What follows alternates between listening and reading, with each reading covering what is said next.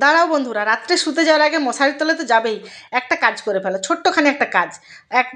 একটা মানে বাসন নাও, বাসনের মধ্যে যতটা পারবে সুজি দাও, কতটা দেবো, কী পরিমাণ দেবো, অত কিছু ভাবার দরকার নেই। 1 কাপ সুজি নাও, তাতে যতটা পারবে দই দিয়ে দাও, 2 চামচ 3 চামচ মতো যতটা দেবেন। আমি 2 বাচ্চাকে টিফিন দেবো, তো আমি 2 কাপ সুজি নিয়েছি। 1 বাচ্চাকে টিফিন দেবো, তো 1 কাপ সুজি নাও। এই দেখো, আমি কথা বলতে বলতে আমার ছেলে চলে এসেছে, দেবে আমাকে অ্যাক্টিভিটি দেখানোর জন্য। অ্যাক্টিভিটিটা বানিয়ে রেখেছো, কালকে স্কুলে নিয়ে যাবে। তো যেটা বলছিলাম, সেটা একদম পুরো থকথকে ব্যাটারটা হবে। তার জন্য একদম পরিমাণ মতো নিজেরাই বুঝতে পারবে, রান্না করছো এতদিন ধরে। তো টক দই আর নুন দিয়ে ভালো করে মিশিয়ে গোটা রাত ঢাকনা দিয়ে রেখে দাও, একদম ঢাকা দিয়ে। তারপরে চলে যাও মশারির তলে। আসল খেলাটা কালকে সকালে একদম মুচমুচে কুড়কুড়ে হয়ে যাবে কালকে সকালে, মুখ দেখবে। এই দেখো, এরপর নিয়ে চলে এসেছি সকালে। ঢাকনা যেই খুলেছি দেখেছি একদম পুরো ফুলে ফেপে ঢোল দিয়েছি। লঙ্কা কুচি, আলু কুচি, গরম মশলা, পেঁয়াজ।